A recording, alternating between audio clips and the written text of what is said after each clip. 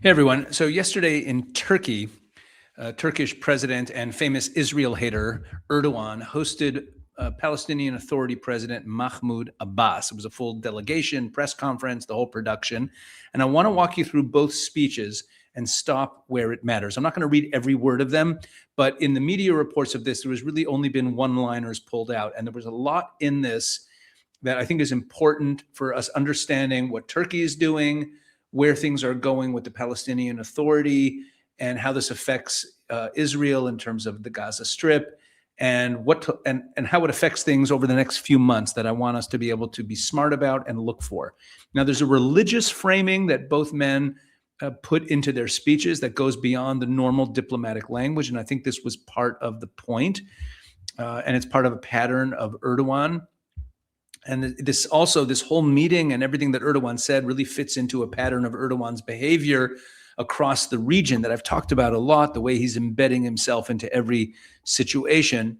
And then finally, there's a very important claim that Abbas makes about Palestinian Authority reform that we want to take a look at. And I think it's very important to keep an eye on going forward. So let's get into it. So let's start with Erdogan. Let's get him up onto the screen. We'll have him up there while I read from his speech. I think it's only appropriate. And there he is wearing his favorite scarf. So here's how he starts. In the name of Allah, the most gracious, the most merciful, that's what's called the Bismillah. President of Palestine, Mr. Mahmoud Abbas, esteemed members of the delegation, valued members of the press, I am greatly pleased to host my dear brother Mahmoud Abbas and his delegation in our country. I once again welcome them in your presence. As Turkey, in consultation with our Palestinian brothers, we are advancing the Palestinian cause on the basis of a two-state solution. Look, notice how he opens, in the name of God, the most gracious, the most merciful. That's not how heads of state normally open a press statement, even in the Muslim world. So hold that thought. It's going to matter more a little later on. Okay, back to Erdogan. The genocidal Netanyahu government continues its unlawful practices in the West Bank and Jerusalem before the eyes of the whole world. Occupation, forced displacement, and starvation policies unfortunately continue, compounding one another. I want to share some figures here. According to UN data, in 2026 alone, approximately 3,800 Palestinians were displaced due to settler terror, demolitions, and evictions. And I made a video about this the other day. We interviewed on the Shoulder to Shoulder podcast on this channel. We interviewed Naomi Khan from the Regavim organization, and she talked about what these demolitions and displacements are. And evictions. They're actually illegal buildings where the Palestinian Authority is trying to seize more Israeli land. In any event, watch that video. You'll see a lot of details in there. Anyway, back to Erdogan. He says, nearly 100 of our Palestinian brothers have been killed in the last year. Now, he uses the term genocidal and occupation and forced displacement. Occupation and forced displacement. I want to sit on those terms here for a sec, because Erdogan runs an actual ongoing military occupation, an illegal one, of another country. People don't talk about it enough. Everyone talks about the Israeli occupation, which isn't even an occupation. Turkey invaded Cyprus in 1974. Okay, it still occupies a third of the country, the northern third of Cyprus. Around 150 to 200,000 Greek Cypriots were displaced, were driven from their homes during this whole thing. Turkey set up a breakaway state there called the Turkish Republic of Northern Cyprus that no country in the world recognizes. The UN Security Council says that it's illegal, resolutions 541 and 550. The UN still runs a peacekeeping force on Cyprus. Its mandate just got renewed again in January. This is an unresolved 52 years old occupation and displacement by the Turkish military, by the Turkish state in Cyprus. So I'm not bringing this up to say that just to point out that Erdogan is a hypocrite. That's not my point. My point is that Erdogan is not principally objecting to occupations and displacement. Okay, he does this all the time. He's also trying to occupy Libya right now. Whatever. Let's get back to what he said. Quote, the situation is the product of a systematic occupation and attrition strategy trying to make it impossible for the Palestinian administration to breathe on its own land. The existence of a sovereign Palestinian state is being undermined. But despite all attempts at suppression and displacement, the Palestinian people stand firm. Okay, and then he goes on in the speech, he frames support for Palestine as the duty of the entire humanity and the Islamic world, foremost among them. And then he turns to the topic of elections in the Palestinian Authority. Quote, I hope the decision on the long-awaited legislative and presidential elections to be held in Palestine brings good fortune. I hope the elections contribute to advancing the reconciliation process among our Palestinian brothers and to strengthening the unity and solidarity of the Palestinian people. Now, what that's about is about the fact that Hamas is the most popular political force, and he's hoping that all these terrorist groups participate in the elections and unify. Maybe he means that, but that's not even the main comment I want to make on this. You notice he talks about elections. Now, think about it. Erdogan has no role in Judea and Samaria. He has no role in what's going on between Israel and the Palestinian Authority. He has no role whatsoever. That's what this press conference is about. He's carving out a role as a patron, as a superpower in the region, that he's saying the way things ought to be. See, Erdogan didn't need to mention the Palestinian elections that are supposed to happen at the end of November. Why did he bring them up? So right now we're in this whole Board of Peace, Trump Gaza plan situation. Now the Trump 20-point Gaza plan, which the Board of Peace is supposed to be implementing, that's a separate issue that I've touched on already, it got ratified as a UN Security Council resolution called Resolution 2803. And that resolution, we're going to quote from it a little later in this video, it makes the condition for any role for the Palestinian Authority in governing Gaza conditional on the Palestinian Authority completing a comprehensive reform program. So if you're Mahmoud Abbas or Erdogan or anyone else invested in the Palestinian Authority taking over Gaza, you need the whole world to believe that you have reformed and that reform is happening. And you need a diplomatic predicate, a public diplomatic predicate, a way of saying, look, we're going to declare to the world that the Palestinian Authority is in the process of reforming. And the easiest way to do that is to talk about the fact that they're having elections, that they're going to point to elections as a proof of reform, because an election is a very visible thing. And it looked, wow, free and fair elections. This is, democratic. This is Palestinian Authority reforms. And the best part of it is it doesn't cost Abbas anything that actually matters, like disarming Hamas and Palestinian Islamic Jihad terrorist groups, or opening up the Palestinian Authority finances to an outside audit, or stopping paying terrorists. We'll get into all of that soon in a moment. But I believe that what's going to happen after November 28th, around November 28th, when the Palestinian Authority is having their elections, is the narrative, the headline in the media, in all the international media, is going to be, the Palestinian Authority is clearly undergoing a major reform. Look, they held free and fair elections. And it's going to get repeated by everybody. Okay? And I think that this press conference, this diplomatic meeting, one major purpose of it was to set that narrative in motion. Let's keep going. This is more Erdogan. In today's meeting, we also reaffirmed our solidarity against attacks, violations, and provocations targeting holy sites in the Palestinian territory, particularly Al-Aqsa Mosque and the Ibrahimi Mosque in Hebron. We are strongly opposed to provocations aimed at changing the status of our first Qibla, Al-Aqsa Mosque, and other sacred sites. Never mind the fact that the Temple Mount in Jerusalem is in an area that is totally annexed as part of Israel. It has nothing to do with the Palestinian Authority. In any event, he brings this up. But what's he doing here? He's positioning Turkey and himself as the guardian of Islamic holy sites, our first Qibla. Right? This is Erdogan, who converted the Hagia Sophia, a church, back into a mosque. And he's been steadily inserting Turkish influence into Syria since Assad fell, into Lebanon's reconstruction, into the Gaza situation. And now he's hosting and effectively patronizing the Palestinian Authority. And he's the protector of Al-Aqsa. This is the neo-Ottoman regional power asserting itself. That's what this is about. That's what Erdogan is doing. That's why this was important.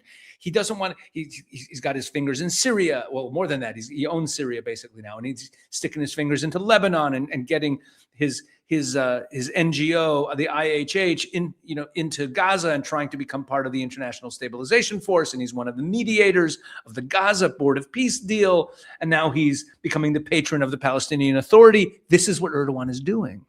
This is what we've been talking about for like a year or two about Erdogan. And, so after this, he then, in the next piece of the speech, he accuses Netanyahu of trying to profit from chaos and erase Palestine from the world's agenda, which we are trying to do. He restates Turkey's commitment to a Palestinian state according to the 1967 ceasefire lines, with East Jerusalem as its capital. And then he turns to Gaza and he praises the Palestinian side's constructive stance against Israeli intransigence. Listen to this.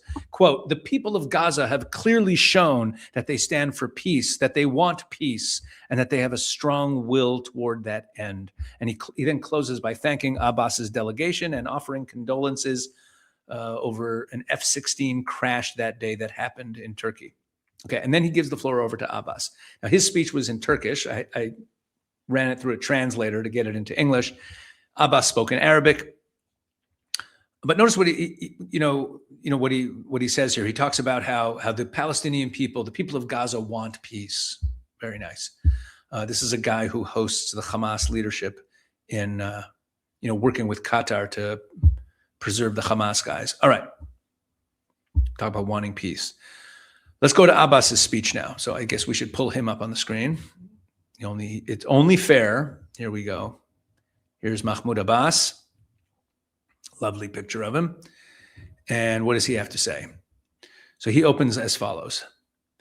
Thank you, Mr. President, for everything you mentioned.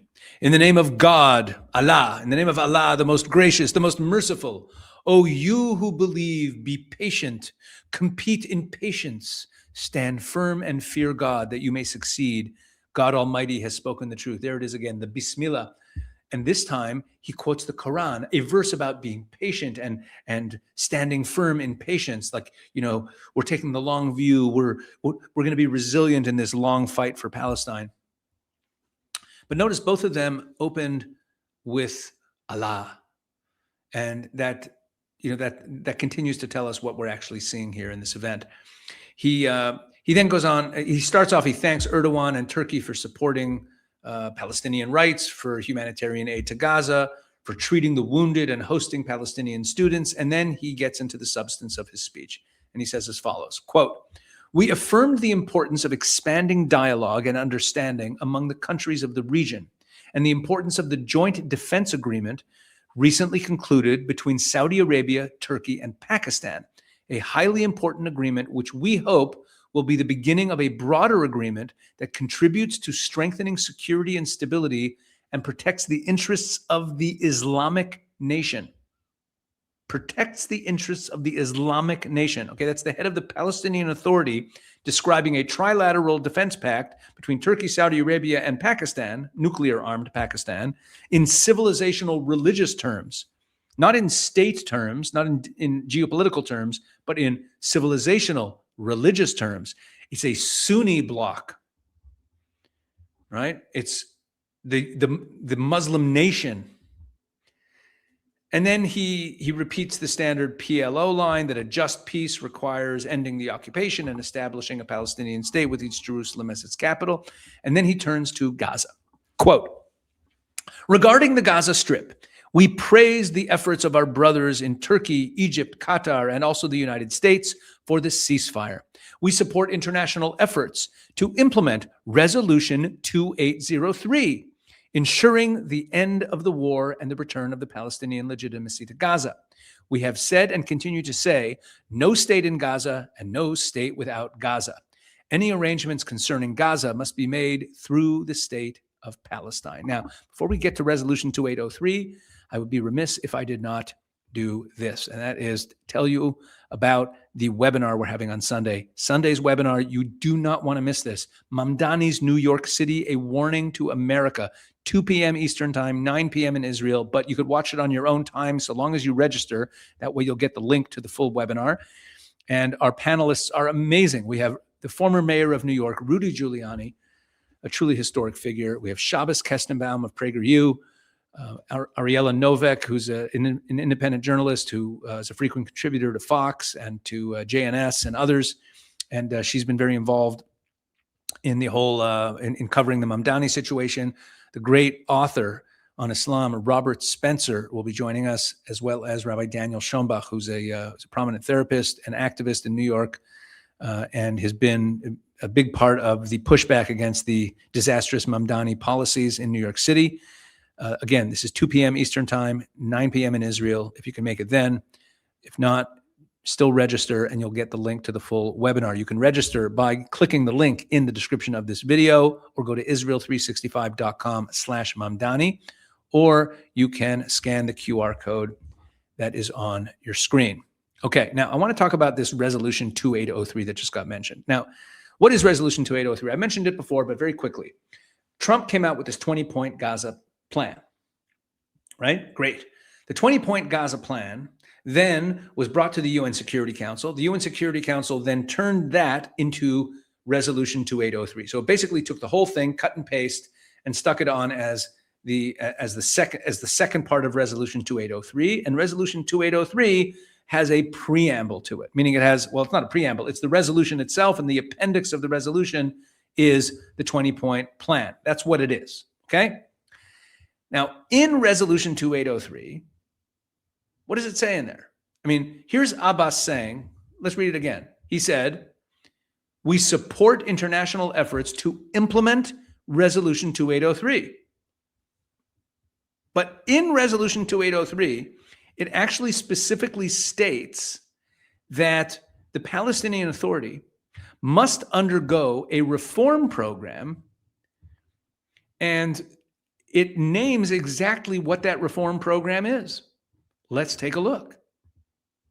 Here's the UN Security Council, Resolution 2803. And here's what it says: that the Security Council welcomes the establishment of the Board of Peace as a transitional administration with international legal personality that will set the framework and coordinate funding for the redevelopment of Gaza pursuant to the comprehensive plan and in a manner consistent with the relevant international legal principles until such time as the Palestinian Authority has satisfactorily completed its reform program as outlined in various proposals, including President Trump's peace plan in 2020 and the Saudi-French proposal, and can securely and effectively take back control of Gaza. Okay, so it says here in 2803, which Abbas says he wants to fulfill, that the Palestinian Authority has no role in Gaza until they've undergone a reform program that is outlined in President Trump's peace plan in 2020. You following? You got that? So in that plan, let's take a look at that plan. Let's take a look at what it says. Here we go. In that plan, there's a section called Conduct During Negotiations. And it spells out what the PLO and the Palestinian Authority are supposed to do immediately during the negotiating stage as reforms to move forward with negotiations. Look what it says. It says they have to drop pending cases against Israel and the U.S. at the International Criminal Court and the International Court of Justice, that it can't, it has to stop harassing Israelis in every way. And look at this specific line I want to show you. Look what it says here. Right? Take no action against Israeli citizens before Interpol. Right? Take all necessary actions immediately to immediately terminate the paying of salaries to terrorists serving sentences in Israeli prisons, as well as families of deceased terrorists. To develop humanitarian and welfare programs to provide essential services to support Palestinians in need that are not based on the commission of terrorist acts. The goal is to change the applicable laws in a manner that's consistent with the laws of the United States and completely cease making prisoner and martyr payments by the time of the signing of the Israeli-Palestinian peace agreement. Now, elsewhere in the document, it also gives another list of reforms that the Palestinian Authority has to undergo. Here it is. Let's go back there. It's much earlier. Yeah, it's right here. And what does it say they have to do? They have to have freedom of the press, free and fair elections, respect for human rights. And it also says they have to end all programs, including school curricula and textbooks that serve to incite or promote hatred against Israel. They have to have financial transparency. There's a lot of stuff in here. And the Palestinian Authority is not even close to fulfilling what's in this document. And it also says they have to make sure that the entire territory they govern is completely demilitarized, and that none of their citizens have any weapons. I mean, there's weapons all over Judea and Samaria, not to mention the Gaza Strip right now. Let's go back to Abbas's speech, okay? Because he had more to say. Let's put him back on the screen. Let's put him back on the screen here. Here we go. Good. Despite the financial crisis and the Israeli government's withholding of our funds, which now exceeds $6.5 billion, the Palestinian National Authority continues to carry out its duties toward our people in the Gaza Strip. Every month we pay for salaries, health, and education because we cannot leave our people without this. You see what's happening? He's saying that the Palestinian Authority is actually paying people, giving salaries to people in the Gaza Strip. Why are they doing that? They want to make it a fait accompli that they are already part of the governance structure of Gaza. They don't have money for anything, but they're paying money to people in the Gaza Strip that they don't even govern. They haven't governed it in 20 years. Anyway, he then goes on to describe the dangerous Israeli escalation of settler attacks that he says are backed by the Israeli army. And he speaks out against he speaks about illegal settlements. But then he says this: we reject and condemn the attacks on our Islamic and Christian holy sites, and we stress the importance of Palestinian unity and strengthening comprehensive national participation in this important stage our Palestinian cause is passing through, and what this entails in terms of commitment to the political program we have outlined, which is a commitment to the Palestinian Liberation Organization and a single state. We do not want fragmentation in Palestine, commitment to the PLO's political program, to international legitimacy, and to the principle of one state, one law, one legitimate weapon. What's the PLO's political program? Well, the PLO's political program is to conquer the entire land of Israel through a phased process of getting whatever you can at each stage and then moving on to the next stage. It's a plan to conquer all of Israel. Anyway. But he talks about having one legitimate weapon. Now, I don't know what he actually means, what he's committing to. He never says. But, Trump's plan for Gaza is very blunt. It says that Hamas has to be completely disarmed. So we'll see where that's going.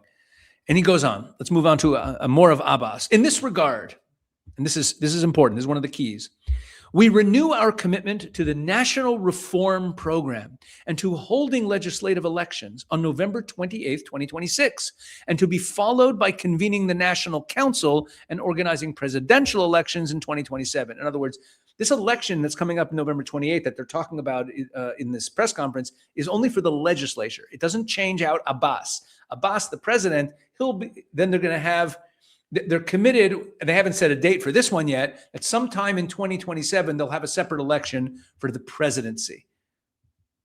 Maybe. Let's see.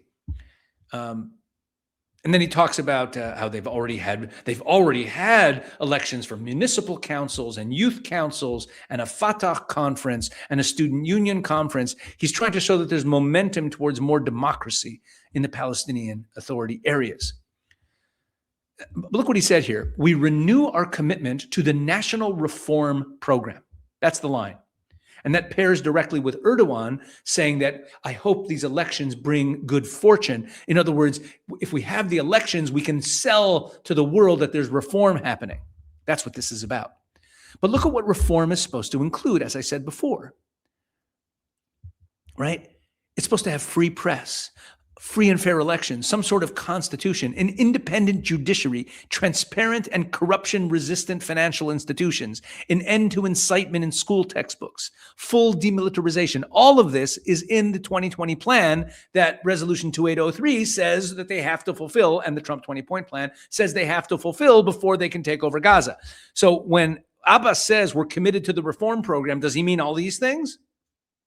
I doubt it. And remember, the last Palestinian election, 2006, handed Gaza to Hamas. And it's now 20 years later. So an election is nice, but that's not reform. It wasn't reform when they had an election in 2006 and elected Hamas. Anyway, he then thanks Erdogan, and then that's basically the end of the speech. Now, a few things I want to take away from all this. Let's remove this guy. We don't need him there. They both opened with Allah and the Quran, right? And that tells you how they understand this whole thing. They're framing this all as Islamic, civilizational. And then we look at Erdogan and we see what he's doing in Syria, what he's doing in Lebanon, what he's doing in Gaza, and now the Palestinian Authority. Erdogan is casting himself as the protector of the Al-Aqsa Mosque, right? This is his neo-Ottomanism that's been the through line of his foreign policy for the last 2 decades. And the big issue, reform. The Palestinian Authority is reforming. We're committed to the National Reform Program. We're committed to UN Security Council Resolution 2803. And evidence is that we're having elections, right? When the PA had elections is sold as reform. When that happens in the coming months, you will know where this began, okay? That's what this whole thing was actually about. That in the coming months, here's what I want you to main takeaway. In the months ahead, when the talk of these Palestinian legislative elections take place, because remember, they're not changing out the president who's the most powerful person. Abbas is staying in power. They haven't set a date for that. But when they have these legislative elections for the Palestinian legislature, we are going to be bombarded with news items and headlines about how the Palestinian Authority is reformed. But let's all remember, let's go back to what the reforms are supposed to be, and make sure that we're the knowledgeable ones who can tell people, no, that's not what reform means. Reform means a lot of other things. In any event, that's what this is really about. Hope you found this helpful. Hope you found it useful. Please like, share, subscribe. Drop a comment. Let me know what you think. And thanks for watching. God bless.